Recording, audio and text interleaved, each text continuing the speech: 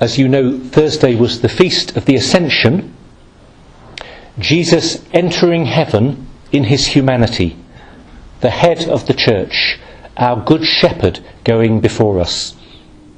And in the homily on Thursday, I was making a connection between some of the imagery of Easter and the Ascension, especially the Triduum, and particularly Holy Saturday.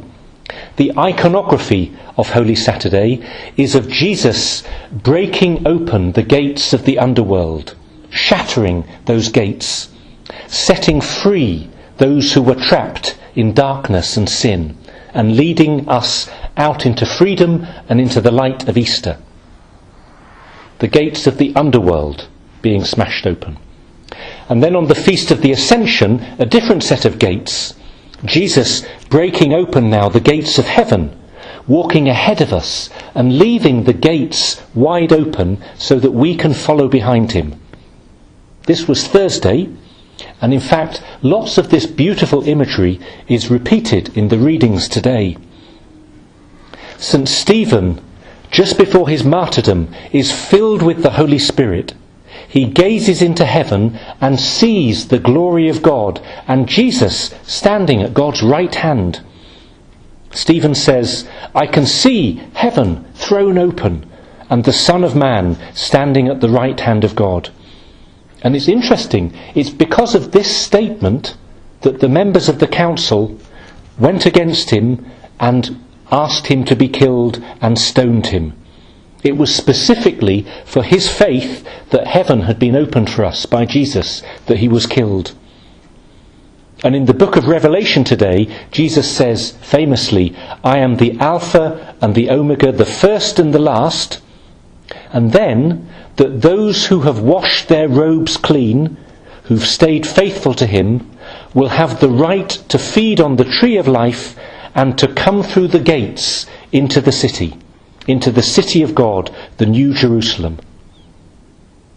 So this is our faith on Thursday and today, that Jesus has opened heaven for us. He is the way, the truth and the life, the Redeemer. This is the good news that we celebrate in our Christian faith, and with St. Stephen you can see that it can be dangerous news as well. It's what Stephen died for, because not everyone wants to hear this promise or the demands that Jesus makes on us in order to stay faithful to him. We should be longing to share this good news, like Stephen, and to help others know it. Nothing is more important. If you know that we're destined to meet Jesus in heaven, and you know other people don't know this, how could anything be more important than to share it with them? This is our duty, to evangelize and share our faith with others. And actually, everything else pales into insignificance. Now, you might have some great strategy for evangelization. You might be thinking, yes, I want to share my faith with others. I want to share this good news with them. I want to pray for my friends.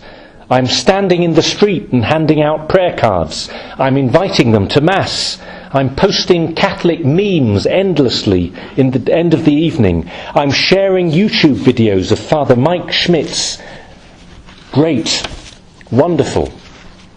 And look, I have 100 books about evangelization strategy upstairs. I've read about 10 of them, but I'm working through them faithfully. I promise you. But in the Gospel today, Jesus gives one simple strategy for evangelization, one simple task, and it's this: that we would be one, that we would be united. That's the whole of the Gospel today. He prays at the Last Supper. He opens his heart to his Father, and he prays for his disciples gathered with him, and he prays explicitly for those who, through their words, will believe in him. That's us today, including us today. And his prayer is this: may they be one with each other and one in the unity of the Holy Trinity, the unity that Jesus shares with the Father and the Holy Spirit. That's it. Full stop. And the promise that if we are one with him and one with each other, then others will come to believe and will come to know him and see his glory. It's frustratingly simple. Personally, I'm the kind of guy who likes a 12-point plan, and Jesus is making it much, much less complicated. What does this mean, though, and why does it work? Unity. Well, first of all, there is a profound theological point. It's about the unity of the church in faith and hope and charity. Our unity, not just the way we love each other, that's important, but our unity in the faith of the church is the greatest witness that we can give to Christ and to the gospel. I spoke about this yesterday. There was a Mass yesterday evening for new Catholics in the diocese. So people from all over the diocese who have been going through the RCIA programme this year and then received the sacrament of baptism or confirmation at Easter, just like many of our own students. They were invited to come and meet the Cardinal, and before the Mass I was giving a talk to them about what it means to continue living your faith in the Church once Easter has finished. And I made the same point. I used the image of the wedding vows because, as you know, we've had so many weddings from our students over these recent weeks. I said to them, you have chosen to become a Catholic, to be baptized, to be confirmed. God has chosen you, he's called you. Wonderful. What a gift. But now your task is to stay faithful to that commitment, to your prayer, to the celebration of the sacraments, each week, each month, to stay faithful to the teaching of the Catholic Church, which you've fallen in love with and which you've embraced, to stay faithful to witnessing to your faith in the simple, ordinary circumstances of everyday life. I said to them, your faithfulness to the unity of the Church keeps you close to Christ, and it allows you to witness to others.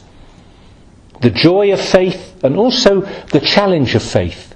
But strangely, your faithfulness, I've said this to you before, your faithfulness over time is as important as your faith. In one sense, it's easy to believe, to have faith. But can you be faithful to that faith over time, for a week, a month, a year, and for the rest of your life? This is what I said to the new Catholics yesterday, and I think it's what Jesus is saying to us when he speaks about the importance of unity today. But unity is not just theological, faith, commitment, being Catholic. There is a spiritual point here as well. How will you touch the lives of other people? Well, first of all, it's simply through your holiness. Your closeness to Jesus Christ in your life is what will touch other people. You don't, first of all, need a great evangelization strategy. You just need to be a saint. You need to be a saint because you need to be a saint. But if you are, that's what will touch the lives of other people and what will change the world. This is Cardinal Newman's great and well-known prayer. Let me read this to you. I hope you've heard it before. But just to note that this is the prayer that became so important to Mother Teresa, that she put it into her prayer book and into her prayer cards so that her sisters would pray it every day. And that this call to holiness is what would motivate them in their work for others. This is the prayer of Cardinal Newman. He says, "Stay with me, Lord, and then I shall begin to shine as thou shinest. So to shine as to be a light to others. The light, O Jesus, will be all from thee, none of it will be mine. Teach me to show forth thy praise, thy truth, thy will, Make me preach thee without preaching, not by words, but by my example, and by the catching force, the sympathetic influence of what I do, by my visible resemblance to thy saints, and the evident fullness of the love which my heart bears to thee. Isn't that beautiful? It's the evident fullness of the love of my heart for the Lord, which is what will touch other people, even if I'm not aware of it and not trying. Look up the prayer, ask me after Mass, and you can print it out and have it by your bedside and to remember each evening. Look, so we've had the deep theology of unity, we've had the spirituality of unity, but there is a practical, pragmatic point as well, a personal one, and it's this. Why do people convert? Why are people there in the RCIA group? Why are they baptised and confirmed at Easter? If you ask for a show of hands, 90% of them will say, it's because a friend brought me here. Of course there are other reasons. Some people read a book, they read a Bible, they did some research, they had a vision of Jesus in the street. There are lots of wonderful ways that Jesus calls people to him. They happen. But I would say, and I think most priests and sisters and catechists would repeat this, working with RCIA groups over many years, 90% of the people are coming to the Lord and his church because another person has touched them and invited them.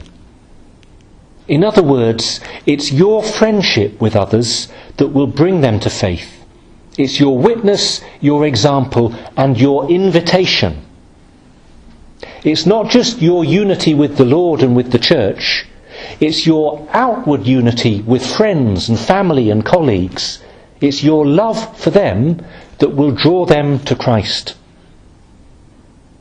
May they all be one. This is Jesus' prayer. It's because he wants to know your love. He wants you to be saved, but it's because he wants to reach out to others. So you should be desperate for others to know the love of Christ and to walk through the gates of heaven that have been broken open as Jesus entered heaven in his humanity at the Ascension.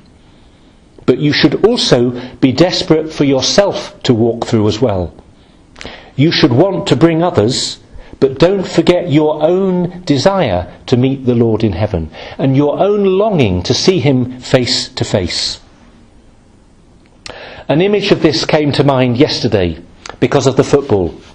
Now this is very, very hard for me to talk about, okay, because I am a lifelong Spurs fan, so I am in trauma after the Champions League final yesterday and Liverpool beating Spurs. But anyway, I can't get rid of this image, which came to me yesterday afternoon as I was reading a football article by, what's his name, Henry Winter, who writes for The Times.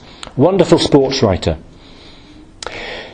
He said, going to the airport to fly to Madrid on whenever Friday, that you're there, you go through boarding and you're there in the security gates, yeah? And you're there emptying your pockets before you get scanned to go through security. And he said normally when you're there, everyone's a bit tense because they're afraid of putting their expensive camera into the tray and letting go of it. Yeah, what if someone steals it? He said it was different on Friday with the Spurs and the Liverpool fans. They were there very relaxed. They were very happy with the trays to throw in their wallet, their passport, their mobile phone, their iPad, their wallets, their passports, their money, their wedding rings.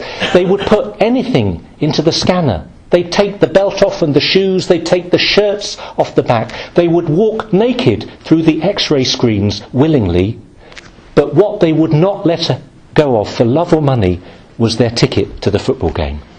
Yeah? And you could see them clinging to the ticket. These people who spent thousands of pounds, some of them, on it, or they won the lottery in their football club.